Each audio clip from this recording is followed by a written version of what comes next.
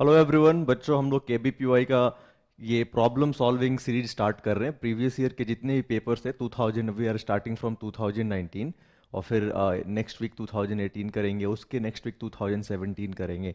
तो आज हम लोग 2019 के एसए स्ट्रीम के जितने भी प्रॉब्लम्स पूछे गए थे, टोटल 20 प्रॉब्लम्स है ना, पार्ट 1 के 15, पार्ट 2 के 5, तो सारे 20 क्वेश्चंस हम लोग आज सॉल्व करेंगे। सबसे पहले हम लोग प्रॉब्लम नंबर 1 देखते हैं।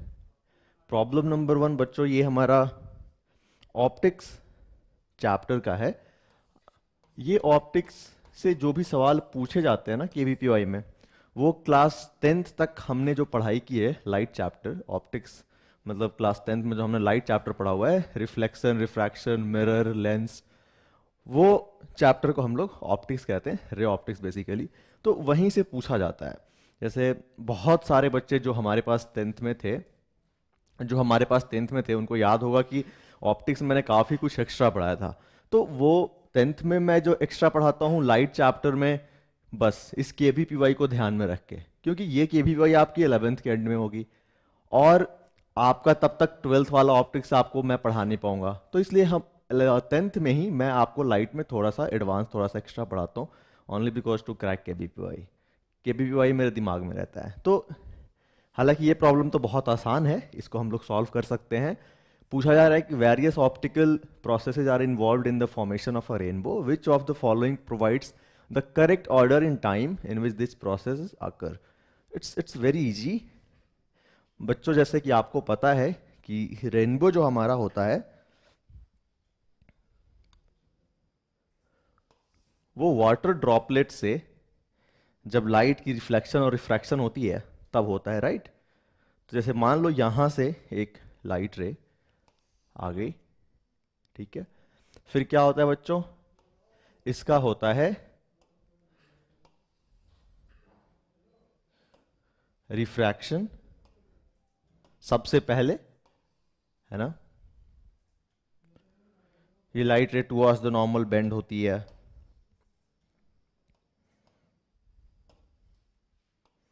थोड़ी सी ऐसी। फिर यहां पे बच्चों क्या होता है, यहां पे होता है टोटल इंटरनल रिफ्लेक्शन, जिसको आप सिर्फ रिफ्लेक्शन भी कह सकते हो। और फिर यहां से जो है लाइट रे रिफ्लेक्ट होके यहां आ जाती है और यहां पे वापस से क्या होता है बच्चों, तो यहां पे हो जाता है वापस से रिफ्रैक्शन, है ना।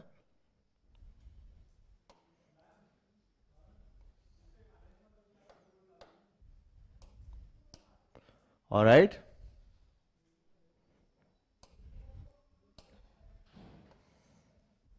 Something like this. Away from the normal जाएगा ना यहां से जब लाइट रे निकलेगा। तो इस तरीके से क्या कह सकते हैं, रिफ्रैक्शन, रिफ्लेक्शन एंड रिफ्रैक्शन। तो यहां पे आप देख सकते हैं कि कौन सा आपको सूट करेगा। सबसे पहले क्या है, रिफ्रैक्शन, तो या तो ये या तो ये। अब यहां पे क्या हो रहा है, total internal reflection, refraction, total internal reflection और फिर वापिस से टोटल इंटरनल रिफ्लेक्शन। तो हमारा रेनबो के लिए ये हमें चाहिए ए, है ना। तो इसका आंसर हो गया हमारा ए। ठीक है बच्चों, यस, सही है Pranav, good. Kartik very good, Sushweta या absolutely correct. Okay, moving on, next problem काफी हमारा आसान सा प्रॉब्लम था बच्चों। यहां पे हम देखें तो specially designed vernier calliper has the main scale least count of 1 mm। Main scale least count 1 mm की है। On the vernier scale there are 10 equal divisions and they match with 11 main scale divisions, then the least count of the vernier caliper is। बच्चों generally हम जो vernier caliper देखते हैं उसमें 10 VSD match करता है 9 MSD के साथ, राइट। लेकिन यहां पे ये एक स्पेशल वर्नियर कैलिपर है। हालांकि अगर हम जनरल वर्नियर कैलिपर की बात करें जो हम पढ़ते हैं बच्चों, तो वहां पे अगर हमें लीस्ट काउंट निकालना होता है हम क्या करते हैं, 1 MSD माइनस 1 VSD करते हैं, हमें रिजल्ट मिल जाता है।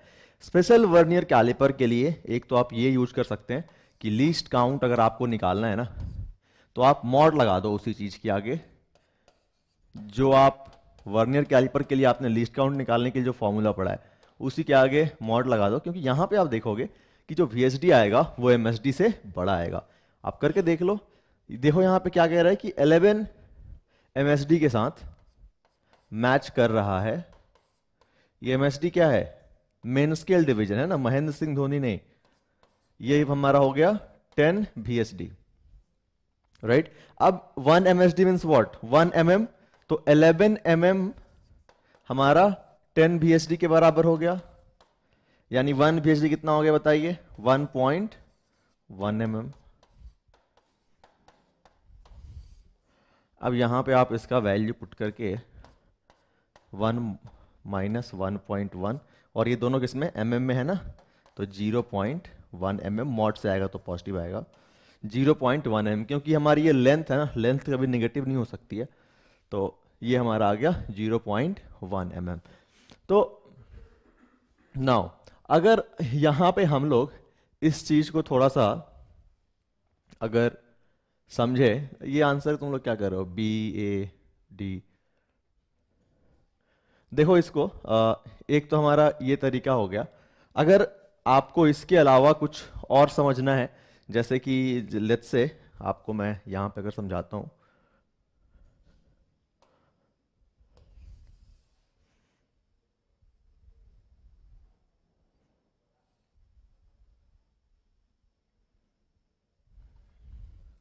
जैसे ये हो गया आपका, और यहां पे ऐसे आप ड्रॉ कर सकते हैं 1 2 3 4 5 6 7 8 9 10 11। ये आपका MSD ऐसा आप, ये आपका MSD हो गया 1 2 3 4 5 6 7 8 9 10 एंड 11। इससे कितना मैच करेगा? देखो 1 2 3 4 5 6 7 8 9 एंड 10। ऊपर वाला क्या ड्रॉ किया मैंने? ऊपर वाला हो गया आपका MSD, नीचे वाला हो गया VSD। ठीक है, MSD और नीचे वाला क्या हो गया हमारा? VSD। अच्छा, अभी देखो ये हमारा 10 से मैच कर रहा है। इसको ना कुछ भी आप लिख सकते हो बच्चों, जैसे लेट्स से ये आपका हो गया 2 सेंटीमीटर का, या फिर हाँ 2 सेंटीमीटर ले लो, ठीक है ना। तो ये क्या हो गया? 2.1 mm, 2.2 mm, 2.3, 2 नहीं, इसको यहां तक जो है आप यहां से 1 ले सकते हैं, या फिर this is 1, this is 2, this is 3, this is 4, है ना। ऐसे हमने ले लिया है 1 2 3 4 5। तो इसको तो थोड़ा सा इधर ले सकते हैं, यहां पे ले लिया हमने 2 mm, ठीक है ना। अच्छा, अब देखो यहां पे लेट्स से कि कोई भी चीज आप मेजर कर रहे थे, ठीक है, तो इसकी इतनी लेंथ आई, इसकी यहां पे 10 से ये 10 से इसका 11 मैच कर रहा है यहां पे, और इसका VSD का 1 जो है इसके 2.1 से मैच कर रहा है। तो इसका अगर लेंथ की बात करें तो वो कितना हो गया हमारा? 2.1, है ना, 2.1 सेंटीमीटर, ऐसा ऐसा लिख सकते हो आप, 2.1 सेंटीमीटर लेंथ। लेकिन बच्चों देखो, अगर आप इसको थोड़ा सा इधर की ओर शिफ्ट कर दोगे तो अब इसके साथ कौन सा मैच कर जाएगा? ये वाला मैच कर जाएगा, ये दोनों आपस में मैच कर जाएंगे, है ना, ये मैच कर जाएगा। समझ रहे हो ना।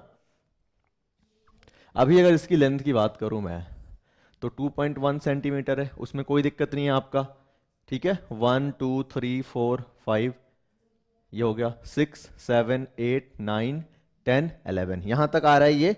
और उसमें VSD कितना आ रहा है बच्चों? तो उसमें अगर हम VSD की बात करें तो VSD का आ रहा है मात्र 11, सॉरी 10। 1 2 3 4 5 6 7 8 9 10, 10 इसके साथ मैच कर रहा है। अगर आप इसको एक थोड़ा सा शिफ्ट कराओगे ये इसके साथ मैच कर जाएगा, है ना, ये वाला इसके साथ मैच कर जाएगा। फिर आप चाहें तो इसको ऐसा लिख सकते हैं कि 2 इसके साथ मैच कर गया, तो ये हमारा कितना हो गया फिर बताइए, तो ये हमारा हो जाएगा 3 सेंटीमीटर।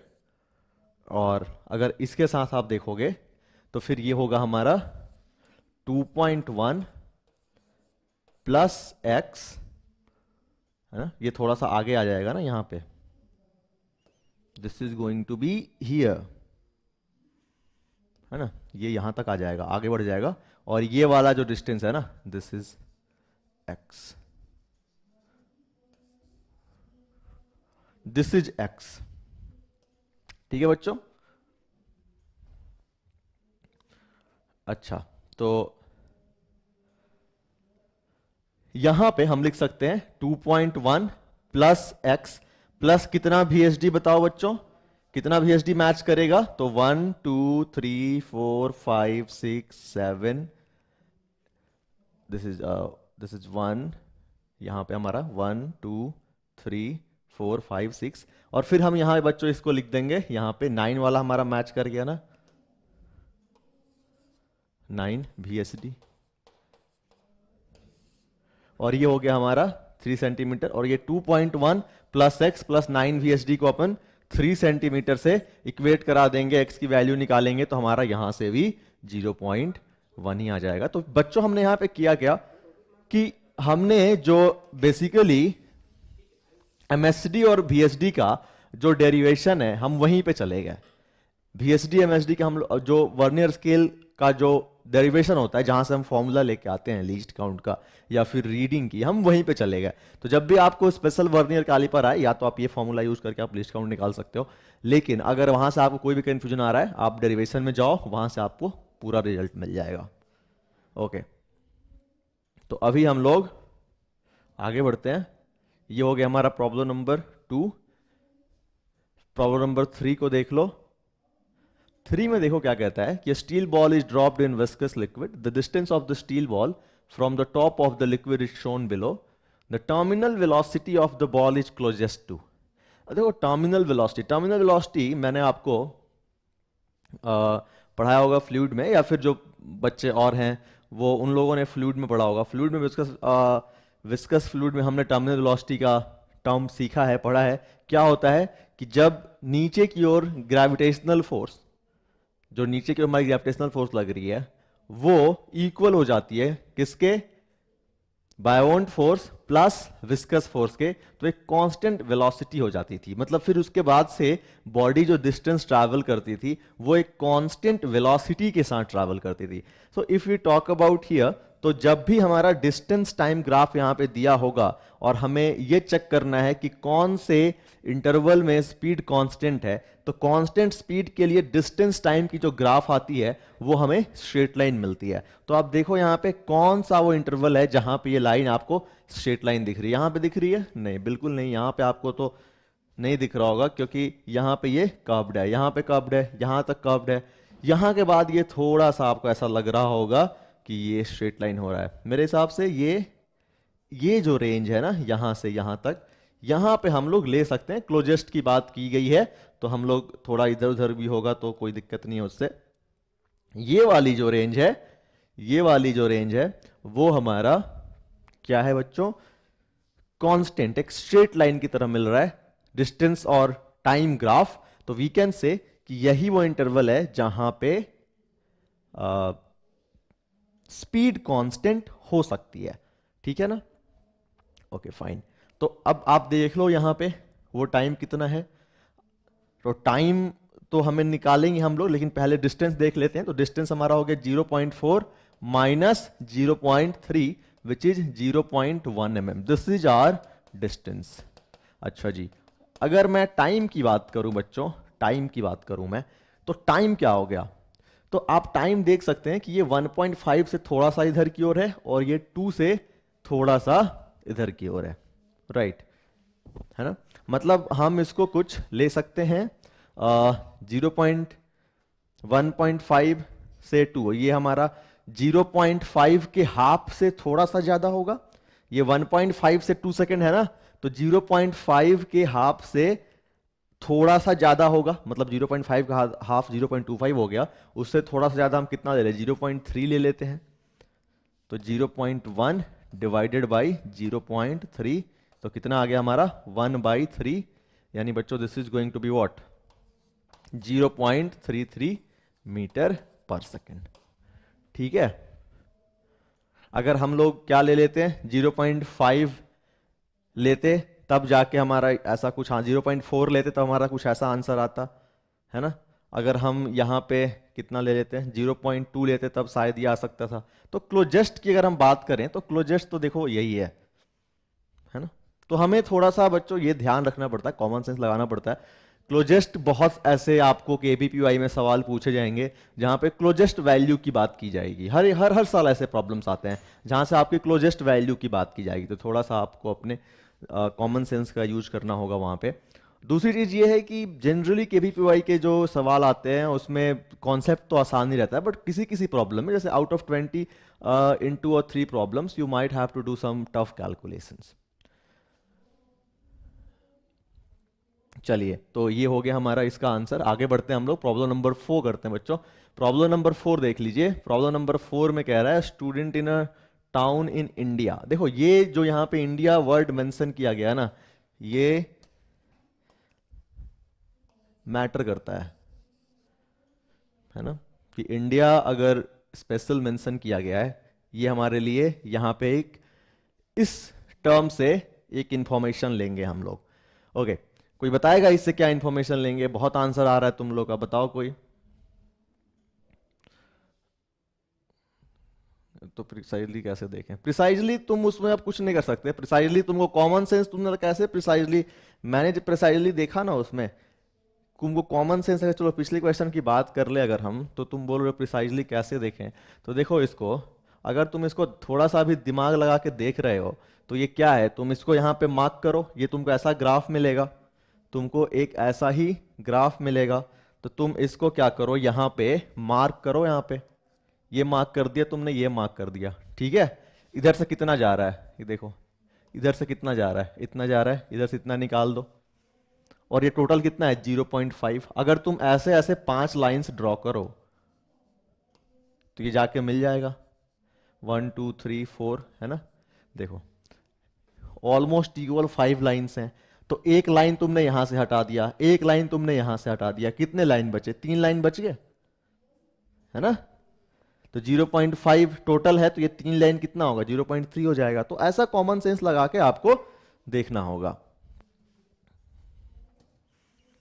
ठीक है ना। अच्छा चलिए, तो हम लोग ये डिस्कस कर रहे थे। बताओ इसका इंफॉर्मेशन, क्या इंफॉर्मेशन मिलेगा मिलेगा मेरे को बताओ।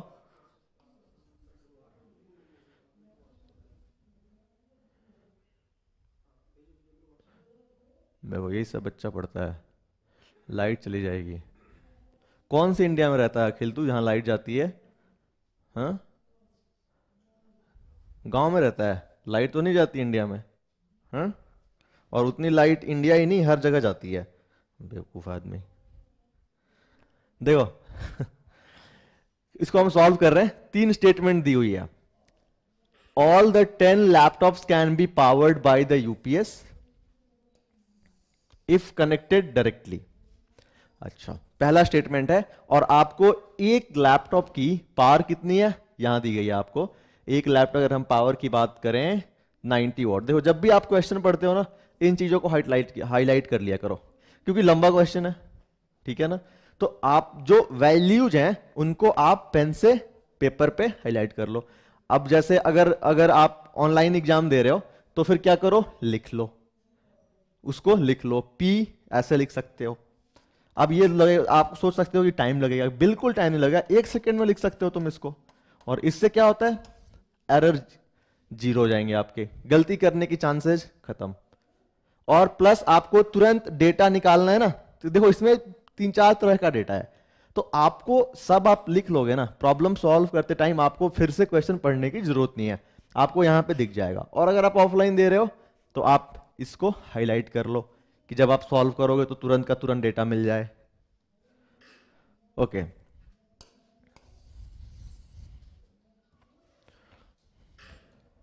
यहां पे अब देखो 90 वॉट है एक लैपटॉप की power. Considering the following statement, all the 10 laptop can be powered by the UPS if connected directly. अब यूपीएस की जो अगर आप हम बात करें, यहां पे इसकी पावर दी गई है 1 kilo volt ampere. 1 volt 1 ampere मतलब क्या, 1 वॉट, तो आप इसको 1 किलो वॉट भी लिख सकते थे। टोटल पावर कितना हो जाएगा, 10 लैपटॉप्स का टोटल पावर की बात करूं मैं, तो बच्चों टोटल पावर जो है that is going to be watt, 900 watt. और हमारे पास कितना है, हमारे पास तो 1 किलो वॉट का सोर्स है, तो आराम से पावर कर लेगा।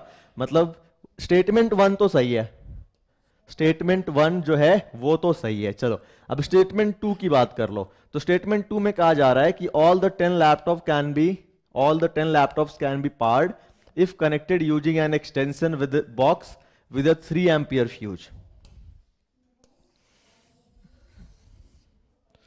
है ना। तो पहला तो हमने कर लिया कि हमारा ये है करेक्ट स्टेटमेंट। दूसरा कह रहा है कि अगर हम लोग सारे लैपटॉप्स को एक्सटेंशन वायर, एक्सटेंशन बॉक्स, और एक्सटेंशन बॉक्स में फ्यूज कितनी लगी है, 3 एम्पियर, मतलब अगर एक्सटेंशन बॉक्स में 3 एम्पियर से ज्यादा का करंट ड्रॉ हो गया तो फिर नहीं कर पाएंगे हम लोग कनेक्ट, और अगर कम का हो रहा है तो फिर ठीक है, इट्स फाइन। तो आप चेक कर लो कि क्या 3 एम्पियर ज्यादा करंट फ्लो होगा क्या। तो देख लो पावर कितनी हो जाएगी बच्चों, तो पावर हो गई आपकी कितनी, 900 वॉट। और ये जो चीज है ना इंडिया, इससे हमें मिल रहा है, इससे हमें मिल रहा है कि जो देखो जो चीज मैंने पूछा वो नहीं बताया किसी को, वो मुझे किसी ने नहीं बताया, लेकिन हाँ आंसर बता रहे हो। मैंने क्या पूछा कि ये इंडिया से क्या यहां पे मतलब है, हमें ये बताना चाहिए ना कि 220 वोल्ट लेंगे हम लोग। तो देखो डायरेक्टली 220 वोल्ट नहीं दिया है, ये नहीं कहा गया कि 220 वोल्ट की सप्लाई दी जा रही है, ये चीज बोला गया है कि student in a town in India. तो इससे हम लोग ये नॉलेज लेंगे कि 220 वोल्ट पे, ठीक है, अलग अलग कंट्रीज में अलग अलग वोल्टेज सप्लाई मिलती है, हमारे इंडिया में 220 की सप्लाई मिलती है। तो यहां से हमारा बच्चों भी हो गया 220 वोल्ट, ठीक है। And using this we can calculate I. तो हमने क्या देखा, आई जो आ गया हमारा थोड़ा सा ज्यादा आ जाएगा, 488, 2 आएगा 4.19, ऐसा 119 या फिर 18 ऐसा कुछ आ जाएगा। तो जो हमारा आपने क्या देखा कि आई की जो वैल्यू आ गई वो 3 एम्पियर से ज्यादा है, तो इसलिए बच्चों हम लोग 3 एम्पियर के एक्सटेंशन बॉक्स से कनेक्ट इसको नहीं कर सकते हैं, है ना। अब देखो इसका एक मेथड और है, जैसे अगर किसी को कंफ्यूजन हो सकता है कि सर पावर कैसे हम लोग सब ऐड कर दिया हमने, और प्लस दूसरी बात ये है कि पावर तो कांस्टेंट नहीं होगी ना, वो तो चेंज भी हो सकती है।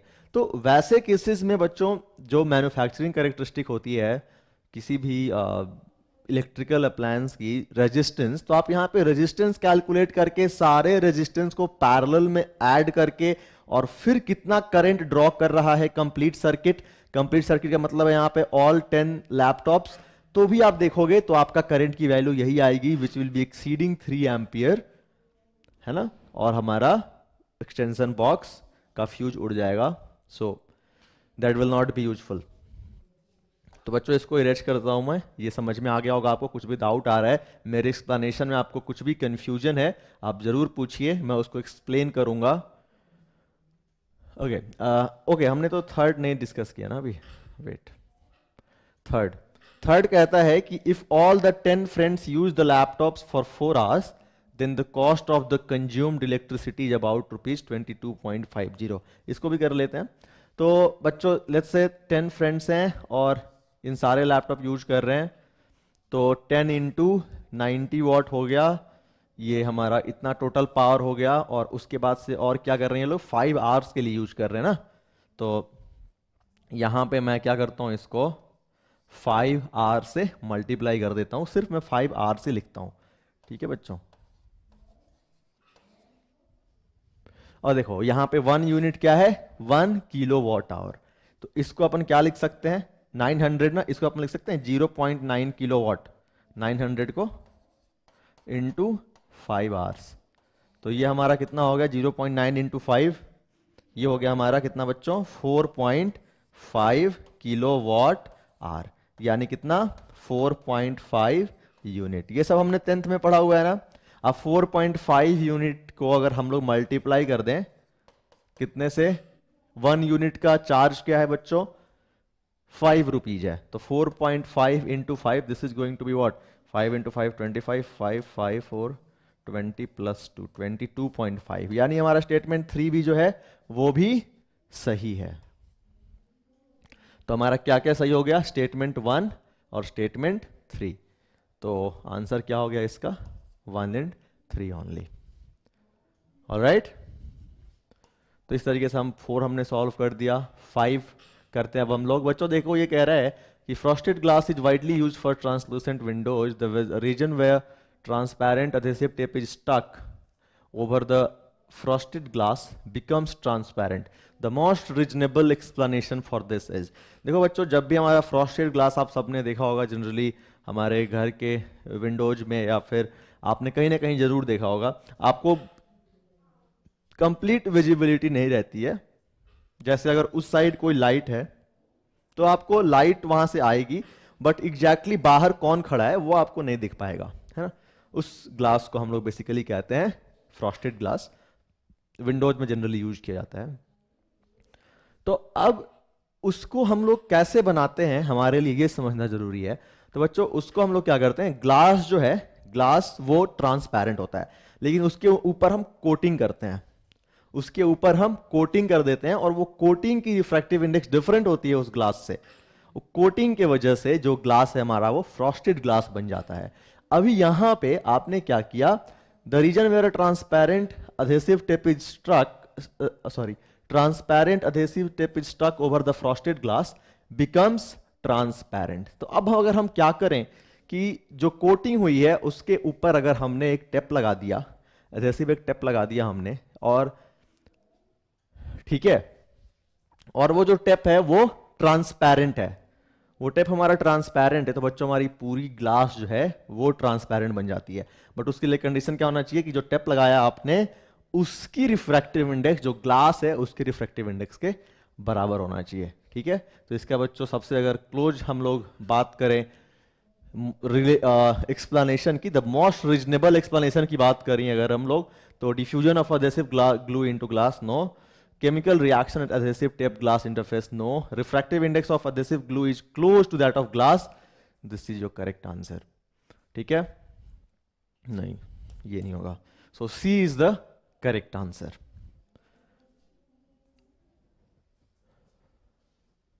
Okay, now moving on to the problem number 6. देखिए 6 में क्या कहता है, 6 में कहता है consider two equivalent triangle hollow prism A and B. बच्चों आपको कुछ भी एक्सप्लेनेशन में अगर फर्दर कुछ एक्सप्लेनेशन आपको चाहिए प्लीज राइट इट डाउन, मैं एक्सप्लेन करूंगा उसको, और ज्यादा अगर आपको समझने में थोड़ा सा आप उसको और बेटर एक्सप्लेनेशन चाहते हो आप तो लिखो एग्जैक्ट आपकी क्वेरी क्या है, आई विल एक्सप्लेन। बच्चों ये 6 देखो, 6 में कहता है consider two equivalent triangle hollow prism A and B made of thin glass plates. ये थिन ग्लास प्लेट्स के हैं, मतलब कंप्लीटली ग्लास का नहीं है, अंदर हॉलो है।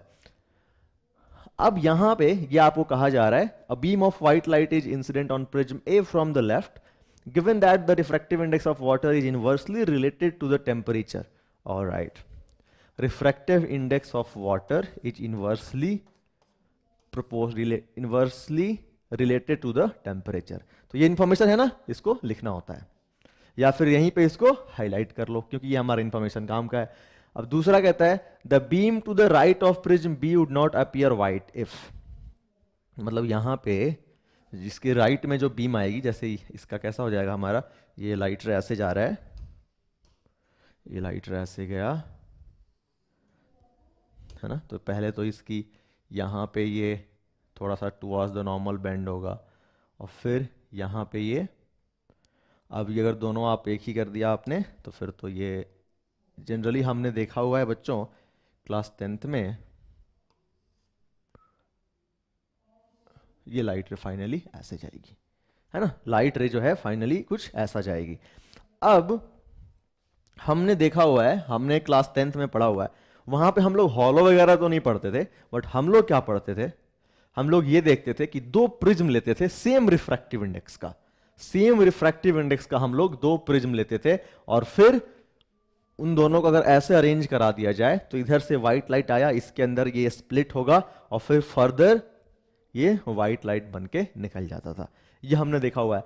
तो वहां से आपको, आप उस इंफॉर्मेशन क्लास 10th में जो आपने ये वाला कॉन्सेप्ट पढ़ा था, उस इंफॉर्मेशन से आप इस प्रॉब्लम कैसे सॉल्व कर सकते हो। तो वहां पे आपने क्या पढ़ा था कि दोनों प्रिज्म की जो रिफ्रैक्टिव इंडेक्स थी वो आप सेम लेते थे। अगर आप नहीं लोगे तो कोई एक दो, आउट ऑफ 7 रेज, 7 कलर्स, एक दो रेज ऐसी होंगी जिनका रिफ्रैक्टिव इंडेक्स डिफरेंट होगा और वो मे बी अलग एंगल से डेविएट हो जाए, कंप्लीटली मिक्स नहीं हो पाएंगी, and you want gate perfect white light, है ना। तो अगर आपको परफेक्टली व्हाइट लाइट चाहिए तो it's very important for you कि दोनों का रिफ्रैक्टिव इंडेक्स जो है वो सेम होना चाहिए। तो अगर आप ऑप्शंस देखें तो क्या हो जाएगा बच्चों, तो both prisms are filled with hot water, both prism is both prisms are filled with cold water, prism A is filled with hot water and prism B is filled with cold water। ठीक है, तो अब बताइए यहां पे क्या बोल सकते हैं आप कि इसका क्या आंसर हो जाएगा। आपको व्हाइट अपीयर नहीं होने देना, आप देख रहे हो, आपको क्या है यहां पे कि व्हाइट अपीयर नहीं होने देना है। तो व्हाइट अपीयर कब नहीं होगा, जब एक हॉट वाटर से और एक कोल्ड वाटर से, क्योंकि ये देखो इसका टेम्परेचर जो है ज्यादा हो गया ना, तो रिफ्रैक्टिव इंडेक्स क्या हो गई, कम हो गई। इसके लिए टेम्परेचर क्या हो गया, कम है, तो रिफ्रैक्टिव इंडेक्स ज्यादा, मतलब दोनों प्रिज्म का डिफरेंट डिफरेंट रिफ्रैक्टिव इंडेक्स, तो व्हाइट लाइट नहीं मिलेगा हमें। तो हमारा आंसर क्या हो गया, इसका डी हो गया। क्लियर है, ठीक है ना। चलिए फिर आगे बढ़ते हैं, कुछ डाउट तो नहीं है इसमें।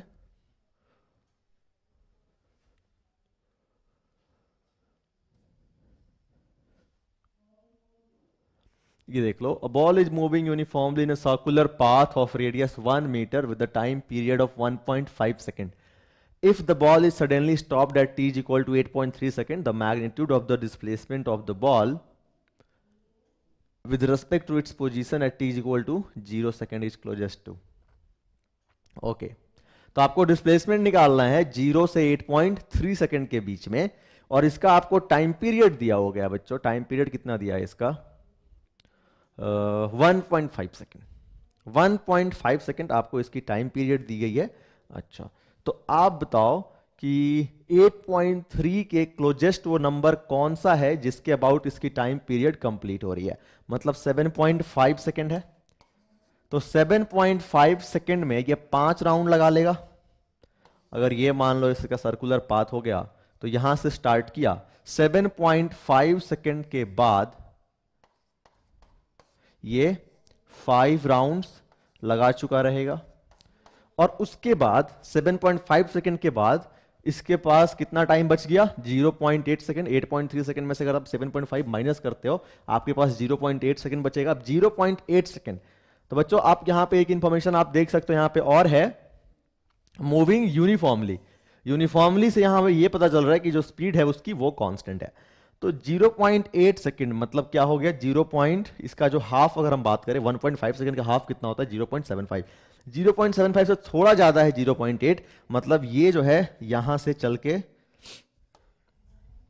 यहां कुछ पहुंचेगा, है ना, कुछ यहां पहुंचेगा, मतलब थोड़ा सा आगे, इस पोजीशन से थोड़ा सा आगे, मतलब ये हुआ जस्ट ऑपोजिट पोजीशन बट थोड़ा सा आगे, है ना। तो आप क्या करोगे, आपको जो डिस्टेंस चाहिए वो कौन सी डिस्टेंस है, वो ये डिस्टेंस है, वो ये डिस्टेंस है ना। और ये वाली डिस्टेंस कितनी है, डायमीटर, रेडियस कितना है इसका 1, तो डायमीटर कितना हो गया बच्चों, 2 मीटर। डायमीटर हो गया 2 मीटर, ठीक है। अब एक बात बताओ, यहां से 2 मीटर के क्लोजेस्ट कौन है, ये 2 मीटर थोड़ा सा कम होगा ना, ये 2 मीटर थोड़ा सा कम होगा, मे बी 1.8 मीटर या फिर 1.9 मीटर, ऐसा कुछ थोड़ा सा ही कम होगा। अब 1.8 मीटर के अगर हम क्लोजेस्ट की बात करें तो वो क्या हो गया हमारा, बताओ, 2 मीटर हो जाएगा। तो बच्चों यहाँ पे हमारा 2 मीटर आंसर हो जाएगा, है ना। ठीक है, काफी आसान सा प्रॉब्लम था काइनेमेटिक्स का। ये क्लास 11th नहीं बल्कि क्लास 9th के कॉन्सेप्ट पे ही हम इसको सॉल्व कर सकते थे। Alright, so moving on, problem number 8 हम लोग डिस्कस करने वाले हैं बच्चों। प्रॉब्लम नंबर 8, प्रॉब्लम नंबर 8 में क्या कह रहा है, a particle slides from the top of a smooth spherical surface of radius r which is fixed on a horizontal surface. Okay, इसको आप ले सकते हैं एक हेमिस्फेरिकल सरफेस, है ना।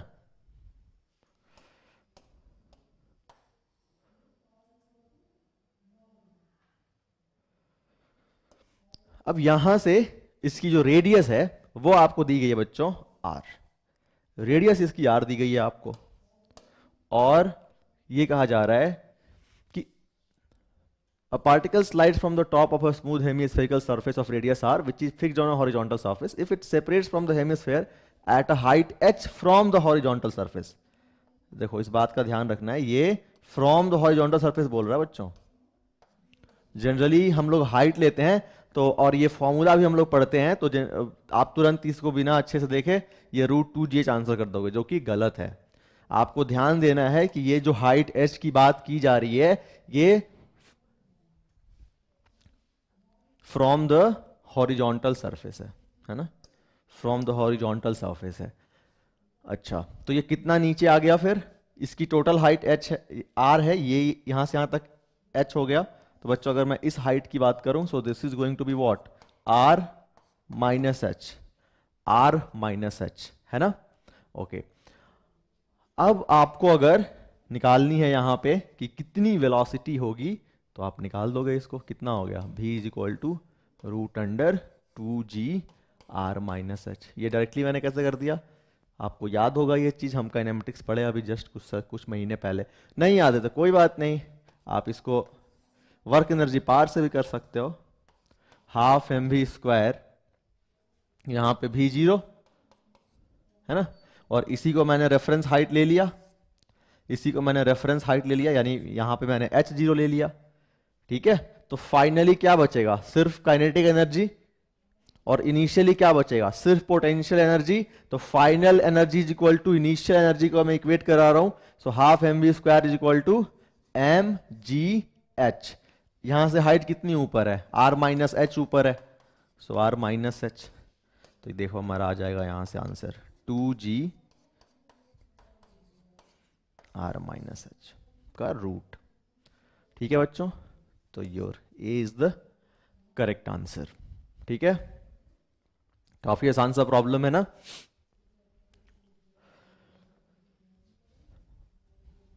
Now we are going to solve problem number 9। 9 में देखिए क्या कह रहा है कि the nuclear radius is given by r is equal to r0 a to the power 1/3 where r0 is constant and a is the atomic mass number, then कौन सा option इसमें सही है। ओके बच्चों, आपको रेडियस दी गई है और आपसे पूछा गया है न्यूक्लियर मास डेंसिटी, न्यूक्लियस की मास डेंसिटी पूछी गई है। तो बच्चों क्या हो जाती है डेंसिटी, बताइए डेंसिटी का फॉर्मूला क्या होता है, density is equal to mass upon volume. तो पहले किसका हम एक काम करते हैं, हम लोग डेंसिटी निकालते हैं, पहले यूरेनियम 238 का निकाल देते हैं, तो कितना हो जाएगा,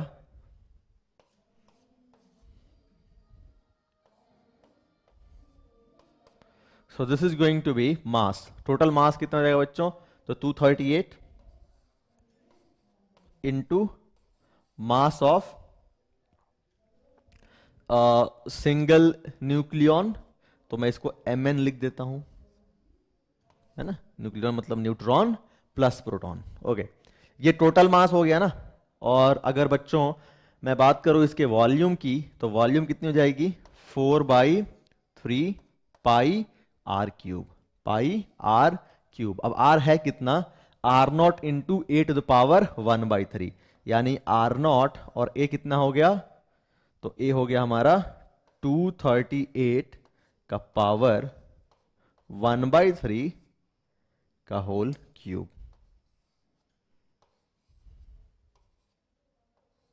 ठीक है ना, कितना आ गया फिर ये बोलो।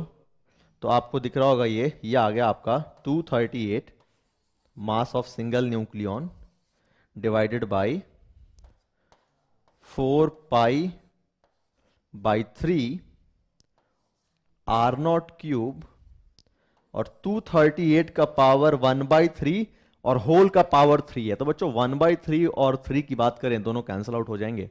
क्या बचेगा हमारे पास? 238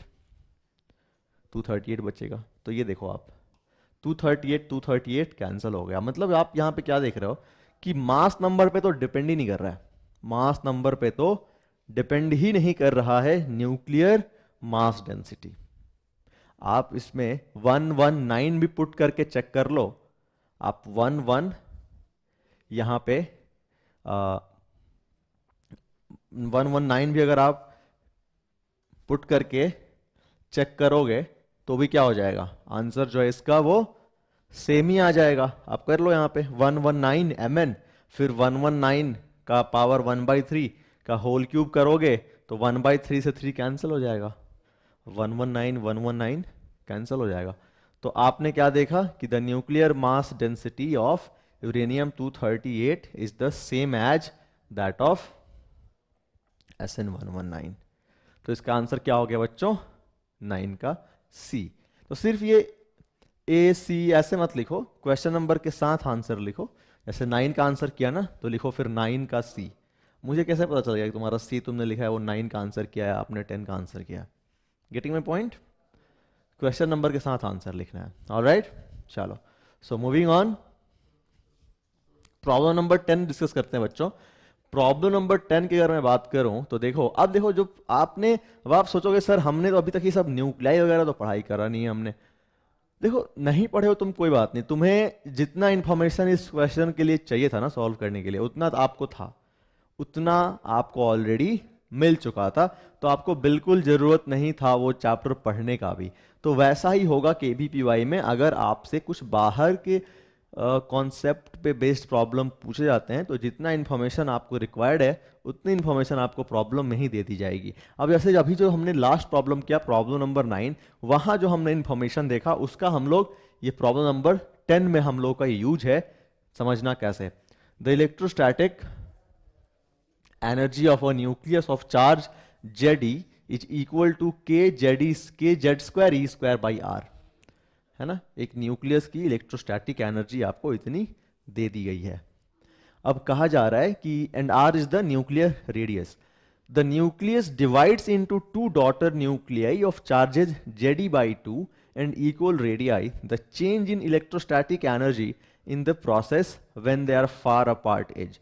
बच्चों देखो इलेक्ट्रोस्टैटिक एनर्जी आपको दी गई है,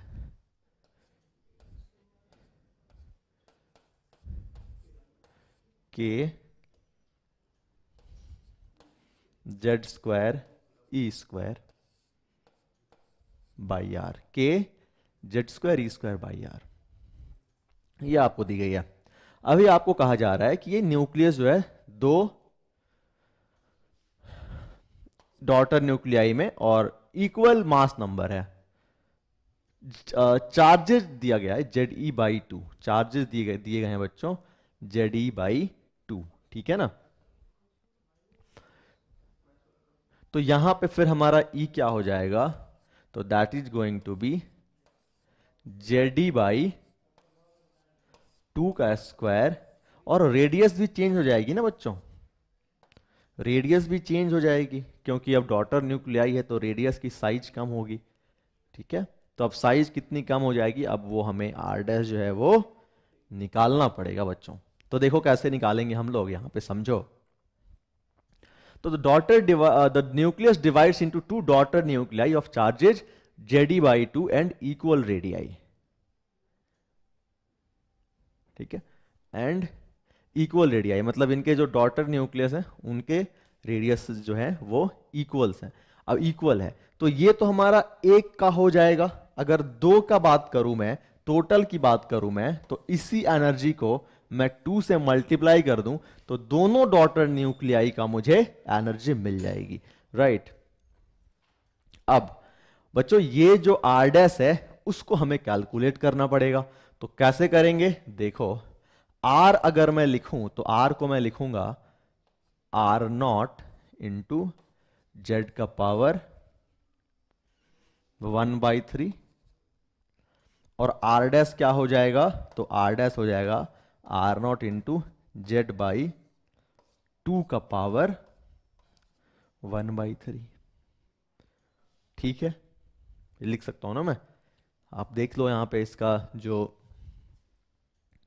चार्जेज जो है जेडी है, तो इसमें हम हाफ हो गया ना चार्जेज, तो इसको मैंने हाफ कर दिया। अब न्यू पिछले बार हमने क्या देखा था कि वहां पे मास नंबर था। अब बच्चों यहां पे थोड़ा सा आपको कॉमन सेंस यूज करना पड़ेगा कि हमारा मास नंबर यहां पे हम लोग प्रोटॉन का ले रहे हैं, प्रोटॉन हाफ हुआ। जनरली न्यूट्रॉन भी हाफ एग्जैक्टली तो नहीं होता है, बट थोड़ा सा ज्यादा या कम होता है। बट यहां पे हम लोगों को क्लोजेस्ट वैल्यू की बात की गई है, तो अपन उसको हाफ ले लेंगे और चार्ज के ही टर्म्स में हम लोग डिवाइड करके इस तरीके से हम लोग अपना काम करेंगे।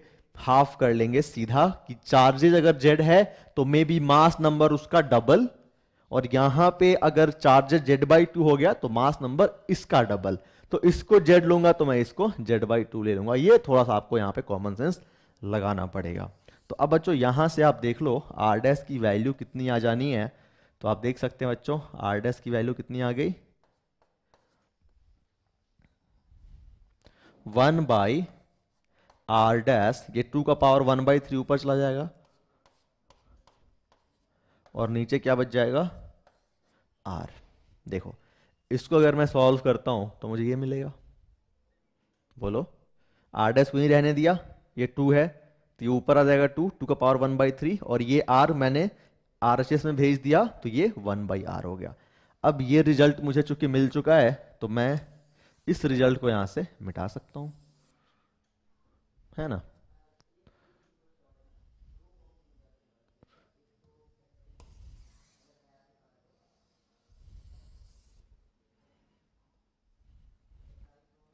ओके, अब इस आर डैश का वैल्यू बच्चों आप यहां पे पुट कर दो। अगर आप इस आर डैश की वैल्यू पुट करते हो तो मैं क्या करना पड़ेगा मुझे, तो ये आर डैश 1/r डैश, यहां पे मैं r रख देता हूं, फिर यहां पे फिर मैं r छोड़ दिया मैंने, और 2 का पावर 1/3 मैं ऊपर लेके चला जाऊंगा, यहां पे 2 का पावर 1/3 ये आ गया। ई डैश, इसको ई डैश लिख लो, इसका भी काम हो गया, इसको भी हटा दो। अब देखो आपका ई डैश क्या आ गया। तो बच्चों ई डैश जो, अब आपको यहां पे ई डैश निकालना नहीं है, एक्चुअली निकालना है the change in electrostatic energy, change निकालना है बच्चों आपको, है ना। तो आप चेंज में से या तो इसमें से इसको माइनस कर दो या फिर इसमें से इसको माइनस कर दो, किसी में से किसी को माइनस कर सकते हो आप। तो यहां पे ई डैश निकाल लो और फिर माइनस करो, देखो कौन बड़ा आता है। तो कितना आ जाएगा ये फिर, के Z square E square by, ये 4 आएगा जिसमें 4 से ये 2 कैंसिल हो जाएगा, तो क्या बच जाएगा फिर यहां बच्चों 2r। ठीक है ना, ये सिर्फ हमारा ये 2 से खत्म हो जाएगा, यहां क्या बचेगा फिर 2 की पावर 1/3। ठीक है, 2 का पावर 1/3। तो यहां पे बच्चों जो आपका ई डैश आ गया ना, that is going to be, अब 2 का पावर 1/3, अब ये आपको कॉमन सेंस से निकालना पड़ेगा कि कितना होगा।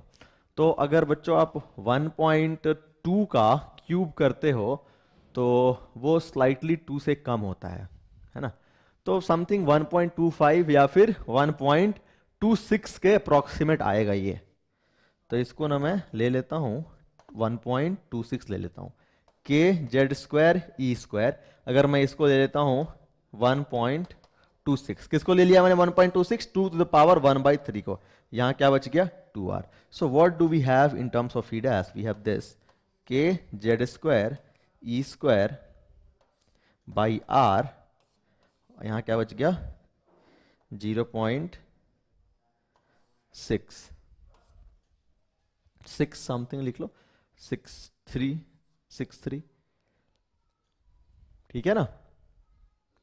1.25 भी ले सकते थे, 1.26 भी है, थोड़ा सा 2 से ज्यादा होता है, आई थिंक 2.000 समथिंग आता है कुछ, मतलब एग्जैक्टली 2 नहीं होता, बट अपन ले सकते हैं। तो बच्चों ये आ गया हमारा ई डैश। आप दिख रहा है आपको कि ये इसकी वैल्यू कम है इससे, तो अब चेंज की बात की जा रही है, तो आप इसमें से इसको माइनस कर दो, तो ये पूरा का पूरा कॉमन हो जाएगा, K Z square E square by R, 1 minus 0.63 कितना होगा 0.37, तब 0.37 कहां पे है, ये है 0.37, तो बच्चों आपका ए आंसर हो गया, ठीक है ना। इस तरीके से हम लोग इसको सॉल्व करेंगे। अच्छा आगे बढ़ते हैं। देखो two masses M1 and M2, two masses M1 and M2 carry positive charges Q1 and Q2 respectively. They are dropped to the floor in a laboratory setup from the same height where there is a constant electric field vertically upwards. M1 hits the floor before M1. M1 hits the floor before M2. Then कौन सा इसमें option आपको सही लग रहा है? तो बच्चों आप एक काम करो, यहां से देखो ये हो गया आपका M1 Q1, ठीक है ना। इधर मास लिखो, इधर चार्ज लिखो, और ये हो गया आपका M2 और Q2, इन दोनों को ड्रॉप कर दिया गया। तो बच्चों क्या देखा हमने कि ये जो M1 है वो पहले आ जा रहा है, right. M1 hits the floor before M2, और दोनों को ना सेम हाइट से गिराया गया है। इसका मतलब कि एक्सलरेशन 1 जो है वो ज्यादा होगा एक्सलरेशन 2 से, तभी तो टाइम कम लगेगा। s is equal to half G T square, दोनों के लिए s सेम है, s या h कह लो, दोनों के लिए h सेम है, तो a1 आपका a2 से छोटा होना चाहिए, राइट, सॉरी बड़ा होना चाहिए। तब a1 होगा कितना, तो a1 देखो नीचे तो इस पे लगने वाला है बच्चों m1g, नीचे लगेगा m1g, और आप यहां पे डायरेक्शन देखो, किसकी डायरेक्शन, इलेक्ट्रिक फील्ड की। तो electric field where there is a constant electric field vertically upwards, ऊपर की ओर इलेक्ट्रिक फील्ड है, Q1 पॉजिटिव चार्ज है, तो इस पे इलेक्ट्रोस्टैटिक फोर्स भी ऊपर की ओर लगेगा। ये 10th में पढ़ते हैं बच्चों हम लोग, कूलॉम्स लॉ, इलेक्ट्रिक फील्ड वहां पे। तो ये हमारा कितना हो गया इलेक्ट्रिक फील्ड, अगर हमने E ले लिया तो F1 हो गया Q1 into E। Net force इस पे कितना हो गया फिर, तो बच्चों अगर हम नेट फोर्स की बात करें, या फिर डायरेक्टली मैं A1 की ही बात कर लूं, एक्सलरेशन ऑफ 1, तो that is going to be m1g minus Q1e divided by m1, this is the acceleration of 1। Similarly बच्चों अगर मैं A2 लिखूं, A2 को मैं लिख सकता हूं m2g minus Q2e divided by m2, ये हो गया मेरा A2 और ये हो गया मेरा A1। अभी अपने को क्या करना है कि A1 को बड़ा करना है A2 से, तो लिखता हूं फिर मैं A1 की वैल्यू मैं यहां लिख देता हूं, A1 हो गया हमारा m1g minus Q1e upon m1, this should be greater और equal than m2g minus Q2 E by M2, ये हमारा ग्रेटर होगा, इससे ग्रेटर होगा। तो अगर मैं इसको सॉल्व करूं, this is going to be G minus Q1E by M1, और ये बड़ा है बच्चों G minus Q2E by M2 से। ऑलराइट, चलिए तो बाकी ये सब तो हमारे लिए यूजलेस है, मेन तो हमारा यही था।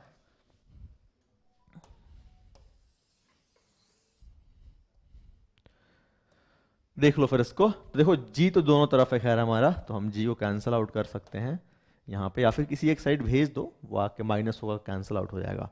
ओके नाउ अगर आप माइनस लोगे तो इसको चेंज करना पड़ेगा, इसको आप इधर कर सकते हैं, या फिर ऐसा करो कि Q2E को इधर लेके आ जाओ और Q1E को उधर भेज दो, ये भी काम कर सकते हैं आप। सो Q2E by M2 is greater than Q1E by M1, equality पढ़ा होगा बच्चों आप लोगों ने। सो E से ही कैंसिल आउट कर दो। आपने क्या देखा कि Q2 M1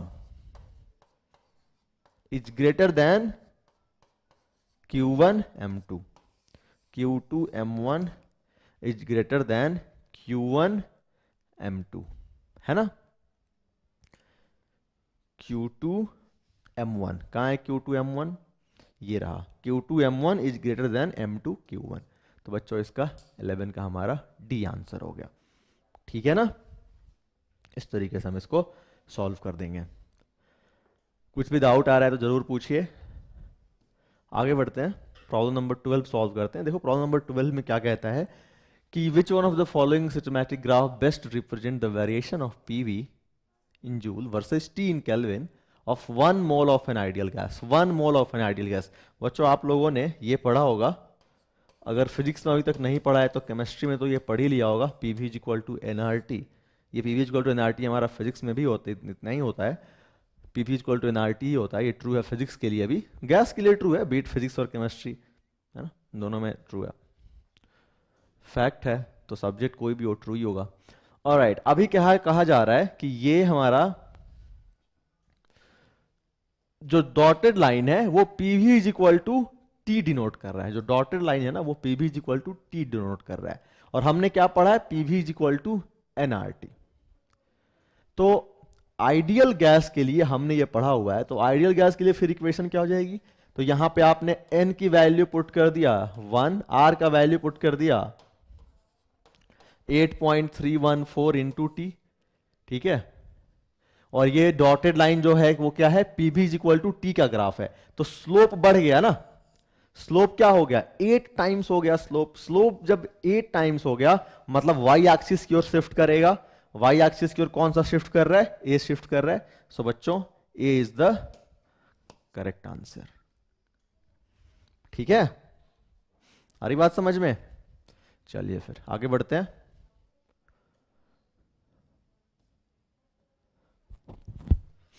ये कहता है Mumbai needs 1.4 into 10 to the power 12 liters of water annually. Its effective surface area is 600 kilometer square and it receives an average rainfall of 2.4 meter annually. If 10% of this rainwater is conserved, it will meet approximately 1% of Mumbai's water needs, 10%, 50% और 100%।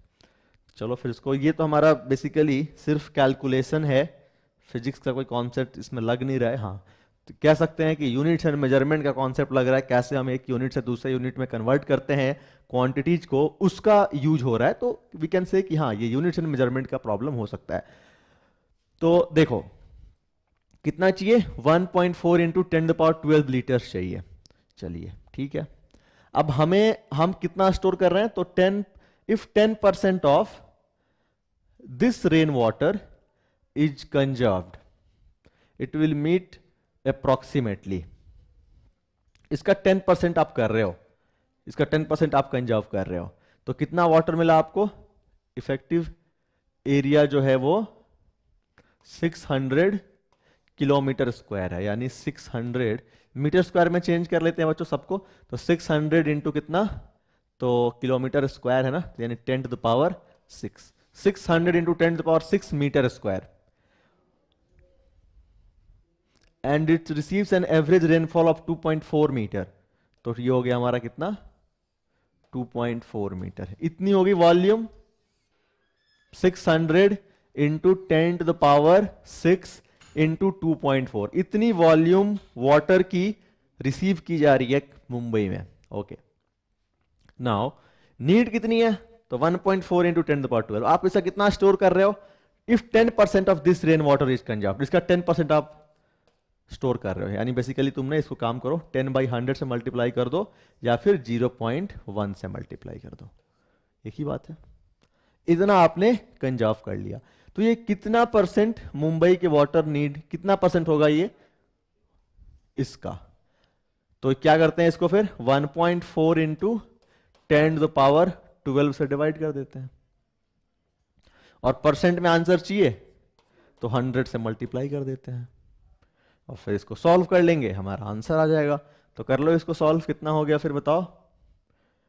Okay wait, यहां पे ये हमारा बच्चों किस में है, litres में है, और आपने यहां पे मीटर क्यूब लिखा हुआ है ना, तो आप या तो इसको लीटर में चेंज कर लो, और या तो आप इसको मीटर क्यूब में चेंज कर लो, ठीक है ना। तो ये आपकी मर्जी है कि आप किस में करना चाहते हो।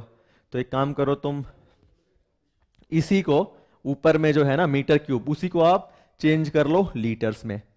तो इसको क्या करो आप 10⁻³ से मल्टीप्लाई कर दो, तो ये पूरा लीटर में चेंज हो गया, है ना। 1 मीटर क्यूब मतलब कितना लीटर बच्चों, 1000 litre.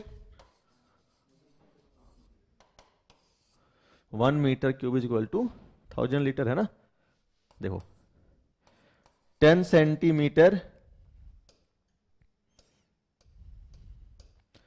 1000 centimetre cube is equal to 1 litre होता है। इसको आप 1000 से मल्टीप्लाई करोगे इधर, तो ये 1 मीटर क्यूब हो जाएगा, 1000 से इधर 1000 लीटर हो जाएगा, ठीक है। तो ये कर दिया मैंने, फिर इसको कन्वर्ट कर दिया ऊपर वाले को, 10⁻³ से मैंने कर दिया मल्टीप्लाई। अब इसको सॉल्व करो कितना आता है। तो देखो बच्चों 10⁻³ हो गया, ये कितना है 10⁻12, ये 10⁻³ 10⁻6 10⁻9, राइट। और इसको फिर सॉल्व कर लेते हैं हम लोग। तो ये कितना हो गया 600, और ऊपर ये भी 100 है। तो 10⁻³ 10⁻6 10⁻9 प्लस 2 11 प्लस 2 13, 10⁻13। इसका 2 जीरो ले लिया मैंने, इसका भी 2 जीरो मैंने ले लिया, तो ये खत्म हो गया। तो अभी क्या बच गया 10⁻13, 6 इंटू 2.4 इंटू 0.1 ये है। अच्छा तो 0.1 को आप एक काम करो, फिर 0.1 है आपके पास ना, तो इसको आप ऐसा कर सकते हो, इसको 0.1 की वजह से इसको 12 लिख लो। फिर आपका ये कितना बच गया 6, इसको ये हटा दो यहां से, नीचे बच गया आपका 10⁻12, ऊपर बच गया आपका 6 इंटू 24 विच इज 144, और नीचे बचा आपका कितना 14।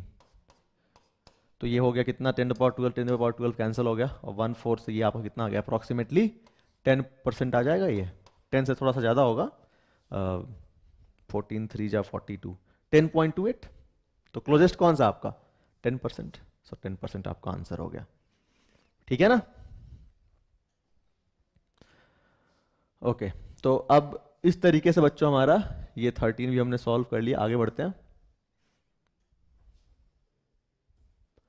14 देख लो। 14 में क्या कह रहा है, मास m moving with a certain speed v collides elastically with the another stationary mass m. After the collision the masses m and m move with speed v dash and v respectively. All motion is in one dimension then. अच्छा जी बच्चों हमने क्या पढ़ा bodies, तो बच्चों elastic collision के लिए हमारा जो कोएफिशिएंट ऑफ इलास्टिक कॉलिजन जो ई होता है उसकी वैल्यू कितनी हो जाती है 1 हो जाती है।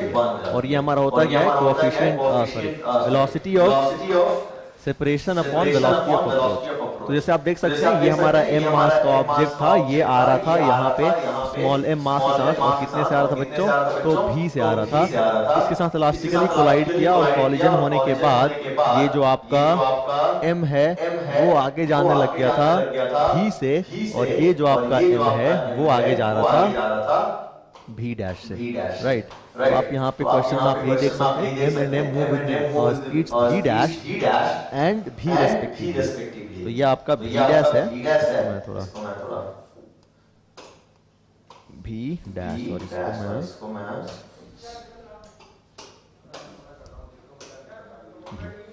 ठीक है बच्चों।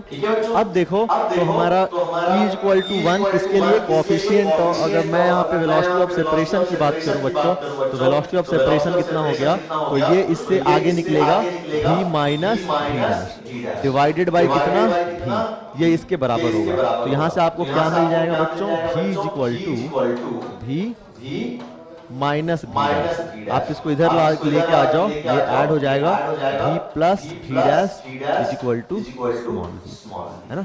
तो v plus v dash is equal to small v, तो v plus v dash D is the correct answer. ये हमारा था बच्चों v dash is equal to v plus v by 2 ऐसा कुछ तो। तो ये आपका आंसर आ गया, ठीक है, v plus v dash is equal to v। Alright, कोई डाउट तो नहीं है बच्चों।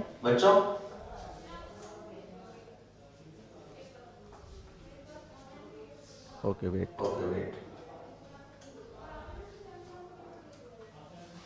एक मिनट, इनिशियली ये रस्ट पे था, इसको मैंने सॉल्व किया and I got the answer. Clear? Alright, so बच्चों moving on, problem number 15। Four raise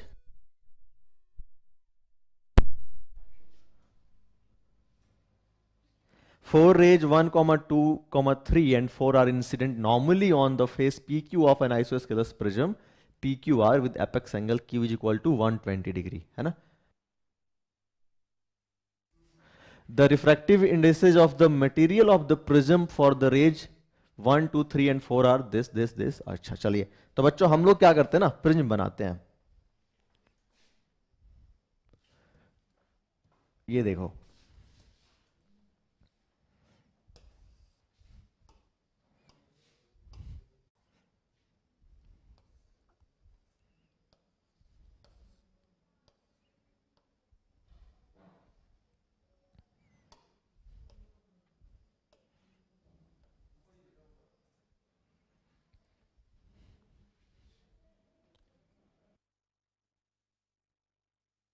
alright, so बच्चों ये हो गया हमारा 120 डिग्री, 30 डिग्री, 30 डिग्री, और बच्चों ये भी फिर हमारा कितना हो जाएगा, 30 डिग्री हो जाएगा ना, कोई डाउट है इसमें? 30 डिग्री कैसे हो गया? देखो 30, ये हो गया आपका 90, क्योंकि ये प्रॉब्लम में दिया हुआ है कि ये जो आपका ये Q हो गया, PQ को जो रेज ना नॉर्मली इंसिडेंट हो रही हैं, PQ पे रेज नॉर्मली इंसिडेंट हो रही हैं, तो ये हो गया हमारा 30 डिग्री।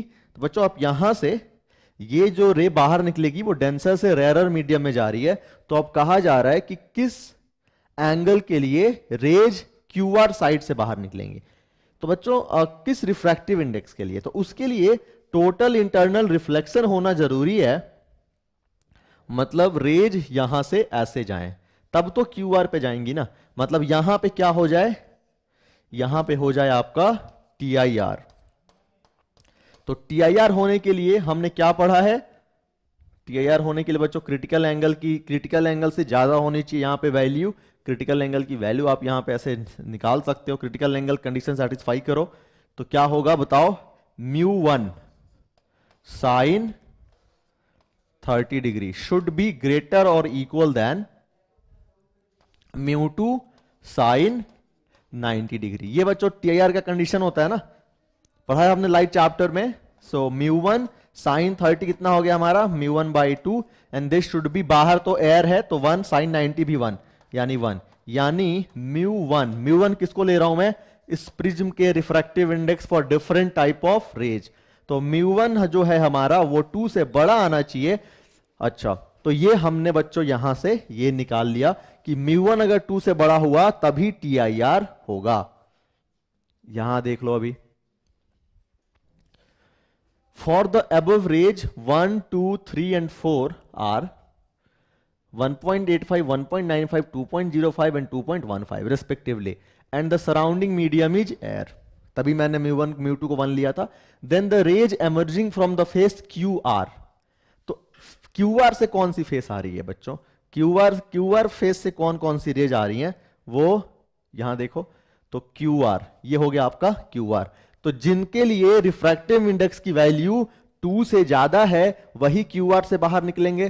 तो किसके लिए ज्यादा है, 2.05 एंड 2.15 यानी 3 and 4, तो 3 and 4 only will be the answer C। ठीक है, ओके चलिए अब बच्चों हम लोग 16 देखेंगे।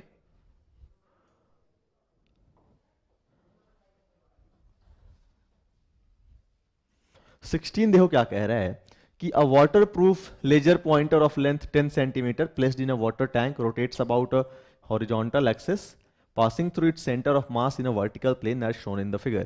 The time period of rotation is 60 seconds, all right, assuming the water to be still and no reflections from the surface of the tank। अच्छा, मतलब जो surface of the tank है ना, मतलब this one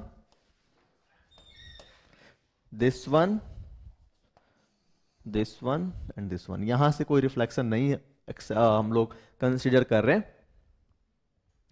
the duration for which the light beam scapes the tank in 1 time period, मतलब 60 second में ये पूरा घूमेगा, 360 घूम जाएगा, 60 सेकंड में ये घूम जाएगा, ठीक है सर।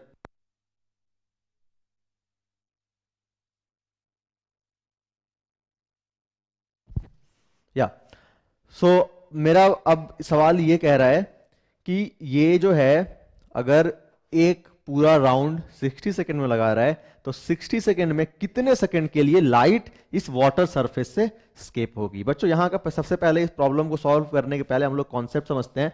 कॉन्सेप्ट के अकॉर्डिंग लाइट रे जब यहां से निकलेगी तो देखो ये डेंसर से रेयरर मीडियम में जाएगी, लाइट रे डेंसर से रेयरर मीडियम में जाएगी, मतलब बाहर निकलने के बाद लाइट रे कुछ यूं जाएगी। तो आपको यहां यह समझना जरूरी है कि एक टाइम के बाद एंगल ऐसा हो जाएगा कि ये यहां से बाहर नहीं निकल पाएगा। जैसे जनरली अगर मान लो बच्चों कि अगर ये वाटर में नहीं होता, अगर ये वाटर में नहीं होता, ठीक है, ये वाटर में नहीं, ये वाटर नहीं होता, वाटर टैंक में नहीं होता, बल्कि ये फिर ये टैंक खाली होता, तब कोई बताएगा मेरे को आंसर कितना होता। अगर ये टैंक खाली होता उस टाइम फिर आंसर क्या होता बताओ तो मुझे, कि ये टैंक खाली है, वाटर वाला तो मैं करूंगा, ये टैंक खाली है, वैसे केस में कितना आंसर होगा बताओ, आंसर करो। और फिर तब तक मैं इसको ये सॉल्व करता हूं और ये देखना, फिर अगर नहीं पता, नहीं लग रहा है कि नहीं कर पाएंगे तो कोई बात नहीं, आप इसका सॉल्यूशन देखो और वो वाला आंसर बाद में निकाल लेना। हालांकि वो बहुत आसान है, 2 लाइन में आ जाएगा। यहां देखो बच्चों, ये मैंने आपको समझा दिया कि एक एंगल के बाद इंसिडेंट एंगल क्रिटिकल एंगल की वैल्यू के बराबर और बड़ी हो जाएगी तो यहां से स्किप नहीं कर पाएगा लाइट रे, और वो एंगल कितनी होगी वो हम निकाल लेते हैं बच्चों। तो वाटर की जो यहां पर रिफ्रैक्टिव इंडेक्स दी गई है वो 1.33 दी गई है बच्चों। 1.33 वाटर के रिफ्रैक्टिव इंडेक्स का हम लोग यूज करके निकालते हैं क्रिटिकल एंगल। सो 1.33 को हम लोग 4/3 भी लिख सकते हैं, 4/3 sine IC is equal to 1 into sine 90 degree. तो बच्चों यहां से साइन IC की वैल्यू कितनी आ गई 3/4, यानी IC जो है हमारा that is going to be what approximately कितना 3/4 यानी 0.75, 0.75। अच्छा, साइन इनवर्स 0.75, साइन 45 होता है 1/√2, 1.414, 1.414 14 इंटू 7 98 है ना। यानी ये हमारा ये दे रहा है 0.7 है ना। साइन इनवर्स 1/√2 यानी साइन इनवर्स 0.7 हमें कितना दे रहा है बच्चों 45 डिग्री। अब एंगल बढ़ता है तो साइन की वैल्यू बढ़ती है, यानी 0.75 पे वी कैन से कि IC हमारा 50 डिग्री होगा।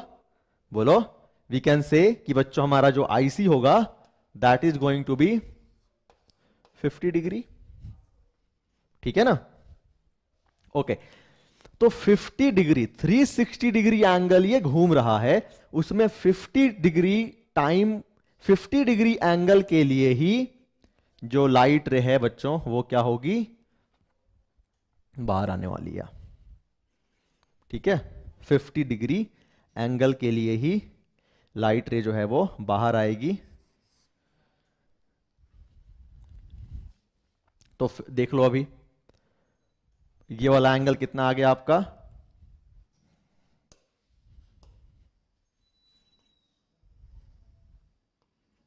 50 डिग्री, ये वाला एंगल कितना आ गया आपका 50 डिग्री है ना। ये वाला एंगल कितना आ गया आपका 50 डिग्री, ये वाला एंगल कितना आ गया 50 डिग्री, ठीक है।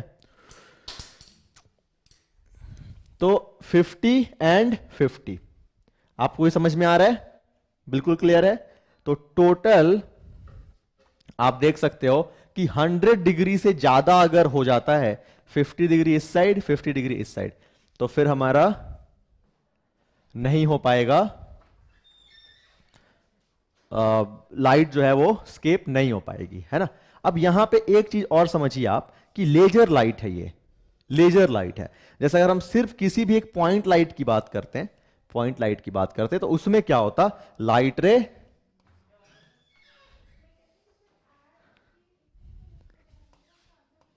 यहां पे हो गया ये,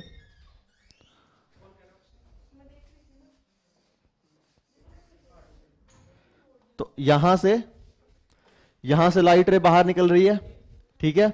फिर यहां आ गए और फिर बच्चों यहां से लाइट रे बाहर निकलेगी, ठीक है ना। ये यहां से जब ये ऐसे आएगा तो ये लाइट रे बाहर निकल गई, फिर यहां इतना तक लाइट रे बाहर निकली, फिर नहीं निकलेगी, ठीक है। और इधर से फिर इधर नहीं निकलेगी, और फिर नीचे तो हमारा सरफेस ही आ गया। आ रही बात समझे बच्चों। तो फिर इस तरीके से हमारा टोटल एंगल कितना हो गया, 100 डिग्री। तो 100 डिग्री वो एंगल है जब तक लाइट बाहर निकल रही है। तो यहां पे आप इसको ऐसे लिख सकते हो, 60 सेकेंड या फिर 360 डिग्री कंप्लीट करने में कितना टाइम लग रहा है, 60 सेकेंड।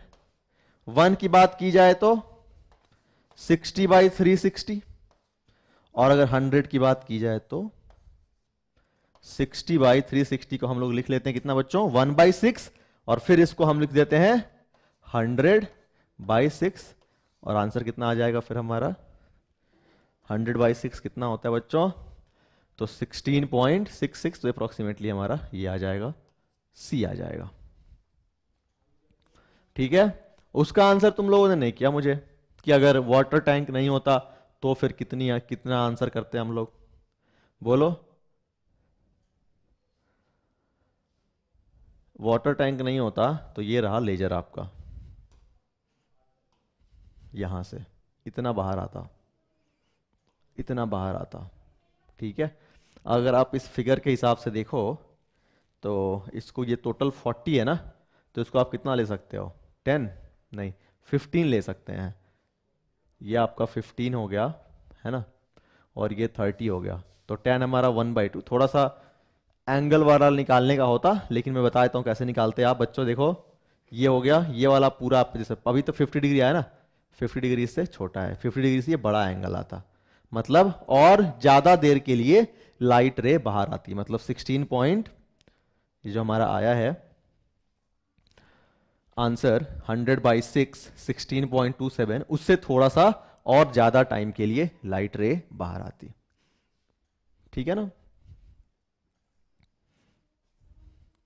आगे बात समझ में, चलिए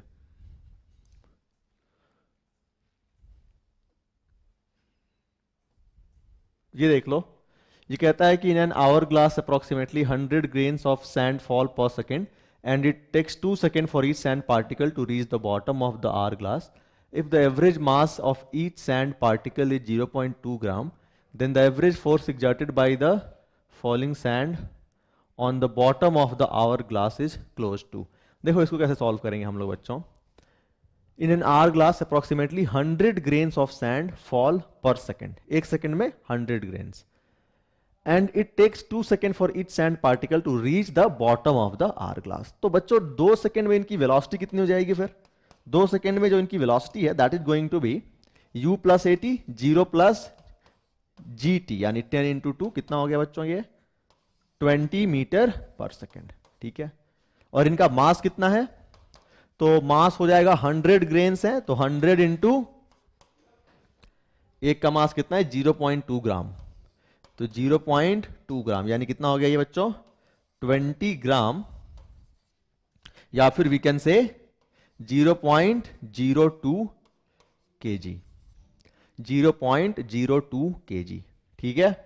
अच्छा, अब जब ये आके जब उसके बॉटम पे गिरेंगे तो ये इनकी इनिशियल वेलोसिटी हो, इनिशियल मोमेंटम हो जाएगी यहां से कितनी 0.02 इंटू 20, यानी this is going to be what 0.4 ना,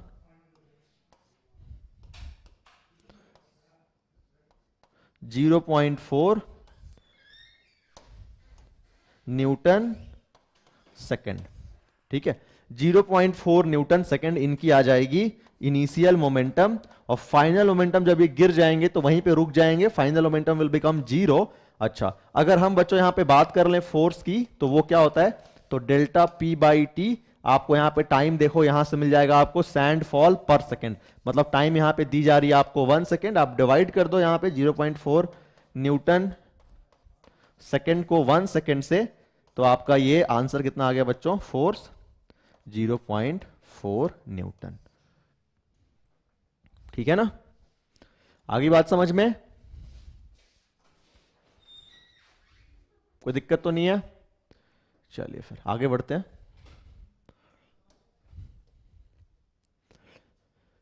इसको सॉल्व करते हैं। A student uses the resistance of a known resistor to calibrate a voltmeter and an ammeter using the circuit shown below. The student measures the ratio of the voltage to current to be 1 into 10 to the power 3 ohm in socket and okay and 0.999 ohm in circuit B. From these measurements the resistance in ohm of the voltmeter and ammeter are found to be close to okay. चलिए, the student measures the ratio of the voltage to current, ratio of the voltage to current यानी V by I उसने measure किया है। पहले part में कितना major किया बच्चों, 1 इंटू 10 टू द पावर 3। तो यहां पे भी आज काम करो बच्चों, यहां पे आप ना यहां से I करंट फ्लो करा दो। कितना करंट फ्लो करा दिया हमने, I। अब I करंट अगर फ्लो होता है तो यहां से तो I आ गया, अब ये I यहां पे डिवाइड होगा, ये I यहां पे डिवाइड होगा। तो अगर यहां पे I डिवाइड होगा तो बच्चों इससे करंट कितना जाएगा, वो हम करंट डिवीजन फॉर्मूला से निकाल लेंगे, वो हम करंट डिवीजन फॉर्मूला से निकाल लेंगे। कितना हो जाएगा बताओ, तो I into 1 by 1 ohm plus जो इस एमीटर की रेजिस्टेंस होगी उसको मैं RA लिख दूंगा, तो ये क्या हो गया, IA आ गया, मतलब करंट थ्रू द एमीटर। कोई दिक्कत तो नहीं है इसमें, करंट डिवीजन फॉर्मूला याद है ना जो करंट इलेक्ट्रिसिटी में पढ़ा हमने। अच्छा जी, अब भी से अगर हम बात कर लें पोटेंशियल डिफरेंस की, तो भी से जो पोटेंशियल डिफरेंस हो जाएगी that is going to be, कितना हो जाएगा बच्चों, I करंट फ्लो हो रहा है और इसका रेजिस्टेंस ले लो आप RV, तो I इंटू RV। अब इसका जो रेशियो है किसका, ये क्या मिल गया आपको, potential difference through the volt meter. अब ये इसी का रेशियो यहां पे दिया गया है, the student measures the ratio of the voltage to the current to be this in circuit A. इसका ही रेशियो आपको दिया गया है, कितना दिया है बच्चों, ये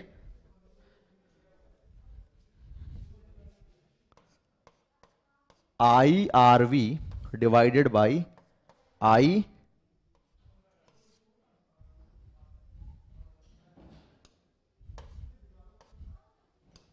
divided by I upon 1 plus RA, और ये दिया बच्चों आपको कितना, 10 टू द पावर 3। तो I से I कैंसल और 1 प्लस RA पहुंच गया ऊपर,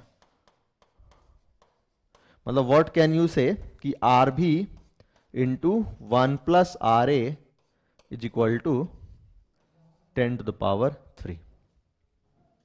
बोलो इसमें आपको कोई डाउट तो नहीं है, 1 प्लस RA को मैंने ऊपर भेज दिया तो मल्टीप्लाई हो जाएगा ना RB में, तो ये पहला इक्वेशन यहां पे आ गया। अगर हम लोग बात करते हैं दूसरे इक्वेशन, दूसरा जो इंफॉर्मेशन है उससे, तो what does it say, it says from these measurements the resistance of the voltmeter and ammeter are found to be okay and be 0.99 दूसरे में हमें ये मिला हुआ है, तो उसको भी लिखते हैं बच्चों। दूसरे वाले में देख लो, यहां से ऐसा मान लो कि आपका I करंट जा रहा है, ठीक है, तो यहां से कितना फिर फ्लो होगा, I, ठीक है, I1 ले लो, I1 है ना, और इससे मान लो फ्लो होगा I2। Voltmeter, this is voltmeter, this is ammeter, यहां से I करंट फ्लो होगा, यहां I1, यहां पे I2। बच्चों सिमिलरली आप फिर से इस I2 की वैल्यू निकाल सकते हो, I2 is going to be what, I into 1 I हो गया अपॉन 1 प्लस आर भी, ये I2 हो गया। और अब आप क्या करोगे, इसको अगर RB से मल्टीप्लाई कर दोगे तो इसके क्रॉस पोटेंशियल डिफरेंस कितना है आपको वो निकल जाएगा। तो potential difference across volt meter वो कितना आ जाएगा बोलो।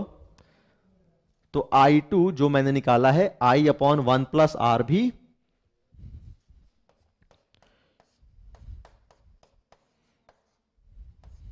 इंटू आर भी।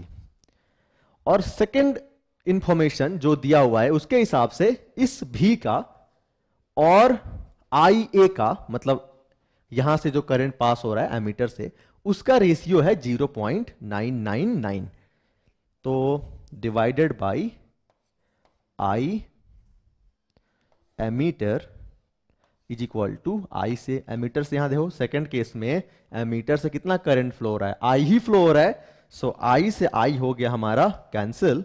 और बच्चों इसकी वैल्यू दी गई है कितनी, 0.999।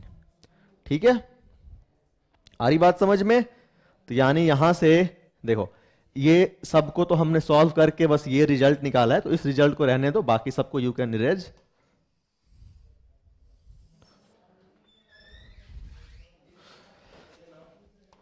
तो देखो यहां से क्या मिल गया बच्चों में, आर भी is equal to 0.999 plus 0.999 RB.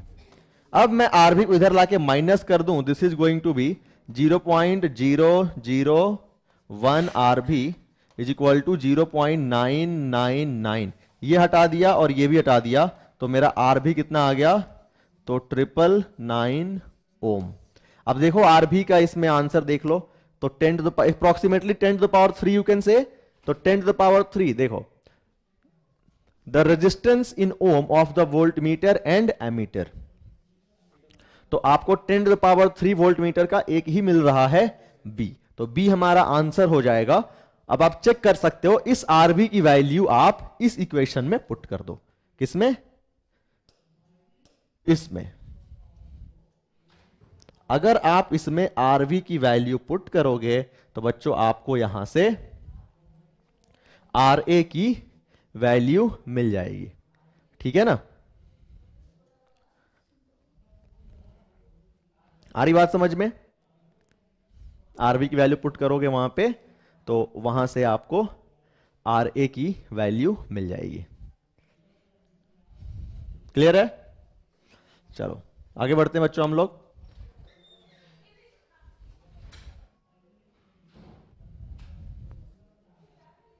Nineteen देख लीजिए। 19 में क्या कह रहा है कि a hot air balloon with a payload rises in the air. Assume that the balloon is spherical in shape with diameter, इतना दिया हुआ है आपको। मास ऑफ द balloon आपको दिया हुआ है 210 kg। Temperature and pressure outside air आपको 27 डिग्री दी गई है, और pressure 10 to the power 5 newton पर metre square. Molar mass of dry air भी आपको दिया हुआ है। The temperature of the hot air inside is close to. देखो इसको सॉल्व करते हैं बच्चों। देखो हमारा हॉट एयर ऊपर क्यों जाता है, पहले इस फिनोमेना को समझो। ये ऊपर जा रहा है, नीचे क्या लग रहा है इस पे, तो mg लगेगा। ठीक है,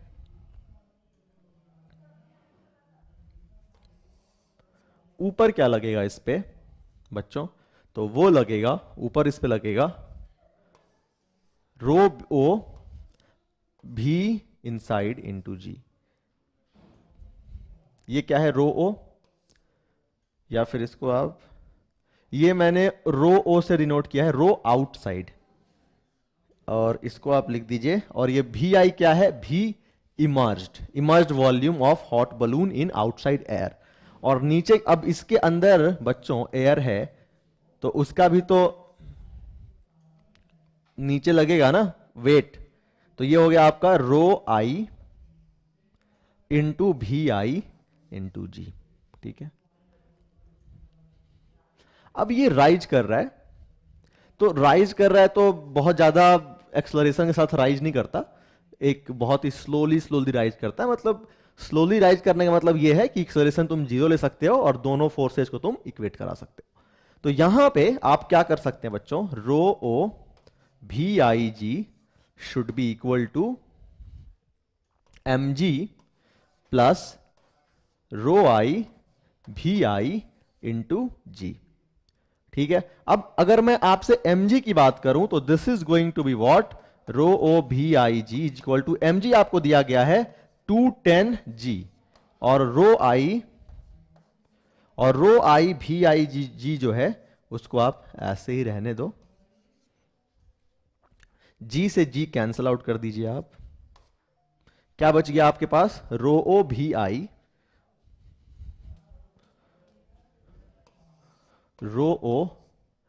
आई is equal to 210 plus rho I V I. इधर लेके आ जाओ इसको, तो भी कॉमन ले सकते हैं आप बच्चों, भी आई दोनों, तो भी कॉमन ले लीजिए, वो बैलून की वेलोसिटी हो जाएगी rho O minus rho I is equal to 210। अब देखो बच्चों अंदर क्या होता है, टेम्परेचर हाई होने की वजह से डेंसिटी कम हो जाती है, ये आई की डेंसिटी कम है आउटसाइड, तभी वो राइज कर रहा है। अगर अंदर जो हमारा बलून के अंदर जो एयर है अगर उसकी डेंसिटी कम ना हो ना तो वो राइज ही नहीं करेगी। तो इट्स वेरी इंपॉर्टेंट कि बलून के अंदर की जो गैस है उसकी डेंसिटी कम हो। ठीक है, तो बच्चों अब हम वो डेंसिटी कैसे निकालेंगे, तो हीट एंड थर्मोडायनेमिक्स से थोड़ा सा कॉन्सेप्ट लगाते हैं। आप लोगों ने ये पढ़ लिया होगा, पीवी अभी जस्ट मैंने आपको बताया भी, ideal gas equation PV is equal to NRT, हम लोग वही मान के चलेंगे यहाँ पे भी। हालांकि आइडियल गैस जरूरी नहीं कि उसके अंदर होगा, बट अगर इसको नहीं लोगे तो सॉल्व नहीं होगा फिर प्रॉब्लम। फिजिक्स में हम हमेशा आइडियल गैस ही लेते हैं, जैसे आप लोग केमिस्ट्री में फिर भी पढ़ते हो ना, पीवी क्या थोड़ा सा डेविएशन ही पढ़ते हो, हम यहाँ फिजिक्स में नहीं पढ़ते कोई डेविएशन, हमेशा आइडियल गैस ही लेते हैं। So PV is equal to NRT, यहाँ पे आप देखो ये वॉल्यूम है, प्रेशर है, नंबर ऑफ मोल्स है, आर ये हमारा गैस कांस्टेंट, टी टेम्परेचर। अब यहाँ पे प्रेशर हो गया, वॉल्यूम हो गया, एन को मैं क्या लिख सकता हूं, given mass upon molar mass. तो बच्चों एक बात बताओ फिर, यहां पे क्या हो गया, पीएम आ गया, और इधर भेज दो भी को, इधर आर को रखो, इधर टी को रखो, तो इसको फर्दर तुम इतना लिख सकते हो, PM by R T is equal to rho, बोलो बोलो बच्चों, लिख सकते हो ना, PM by R T is equal to rho. अब इसी का तुम यहां पे यूज कर लो रो का, तो भी कितना हो गया, 4/3 पाई आर क्यूब, आपको डायमीटर दिया है उसको 2 से डिवाइड करके रेडियस निकल जाएगा बच्चों, रो ओ माइनस रो आई, रो ओ यानी PM by R T, R T O minus PM by R T I is equal to 210। ये एम क्या है, molar mass of the gas, molar mass of the gas, ठीक है ना, ये हो गया हमारा। अब यहां पे बच्चों आपको क्या चाहिए, 1/, अब पीएम बाई आर भी आप बाहर ले सकते हो, ये आर गैस कांस्टेंट है बच्चों, ये आर रेडियस है। काम करता हूं मैं इस आर को ना स्मॉल आर से लिखता हूं तो कंफ्यूजन हो जाएगा, आप कैंसल आउट कर दोगे इसको, तो 4/3 पाई आर क्यूब। अब बच्चों ये हो गया हमारा 4/3 pi are cube into PM by R 1/TO minus 1/TI is equal to 210। ठीक है बच्चों, कितना हो जाना फिर इसको, so we have 1/TO minus 1/TI is equal to 210 divided by R. P pressure हो गया बच्चों, एटमॉस्फेरिक प्रेशर वैल्यू पुट कर देंगे हम लोग, एम हमारा जो दिया हुआ है मोलर मास वो वैल्यू पुट कर देंगे, तो ये आ गया हमारा PM by 4/3 pi are cube, radius कितनी हो जाएगी 11.7 की हाफ का, इसको हम लोग स्क्वायर कर देंगे। ठीक है बच्चों, तो ये सारे वैल्यू जब तुम पुट करोगे आपको क्या मिलने वाला है, 1/TO minus 1/TI, this is going to be I think ये कैलकुलेट किया है मैंने. This is going to be 0.007. ये सारे वैल्यूज पुट करोगे, सारा वैल्यू आपको दिया हुआ है बच्चों. पी का वैल्यू दिया है, एम का दिया है, आर की वैल्यू दी है. इस आर की वैल्यू 8.314 आपको ये मिल जाएगा. अब यहां पे आप वैल्यू पुट कर दो 1/t आउटसाइड, तो कितना है 27 डिग्री. केल्विन में पुट, केल्विन में हम लोग वैल्यूज लिखते हैं यहाँ पे. तो 273 plus 27 that is going to be 1/300 minus 7/10,000 is equal to 1/ti. इसको आप सॉल्व कर लोगे, आपको आंसर मिल जाएगा. ठीक है ना, इसको कर लो. चलो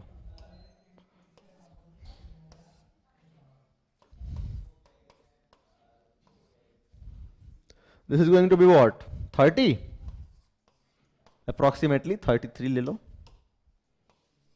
-7 इज इक्वल टू 1/ti. देखा तो कितना कैलकुलेशन है, जबकि हमने ये कैलकुलेशन स्किप किया फिर भी इतना कैलकुलेशन है. तो ये इस चीज के लिए आप एग्जाम में रेडी रहिएगा बच्चों कि आपको कैलकुलेशन वाले प्रॉब्लम्स तो आएंगे ही. तो यहां से बच्चों ti मिल जाएगा. ti is going to be कितना हो जाएगा 25 इंटू 4, तो होता हमारा 25 इंटू 4 400 से थोड़ा कम, 390 के आसपास, 390 केल्विन. तो 390 में से माइनस कर दो 273, तो 7 और 117 डिग्री सेल्सियस. और 117 डिग्री सेल्सियस के सबसे पास कौन है, ये है 105 है. तो ये बच्चों हमारा आंसर हो जाएगा. ठीक है ना.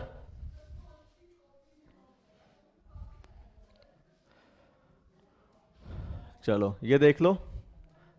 अ healthy adult of an average blood pressure of 100 mm of Hg. Average blood pressure जब भी कहा जाए बच्चों आपसे, तो आप समझना वो हार्ट का ब्लड प्रेशर बताया जा रहा है आपको.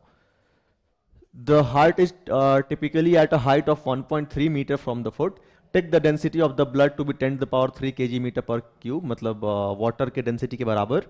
And note that 100 mm of Hg is equal to 13.3. Actually 13.6 होता है, बट ये 13.3 कह रहे हैं तो अपन वही ले लेते हैं, 13.3 ले लेते हैं.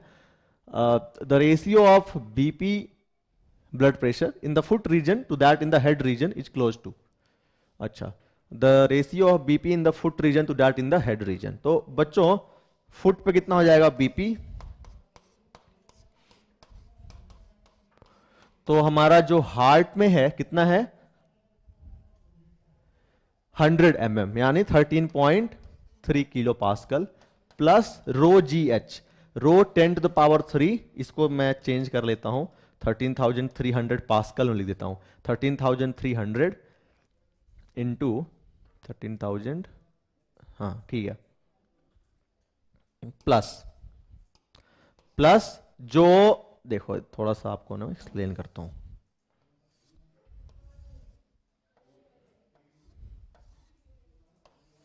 ये ले लो एक आदमी, ठीक है, यहां पे इसका हार्ट हो गया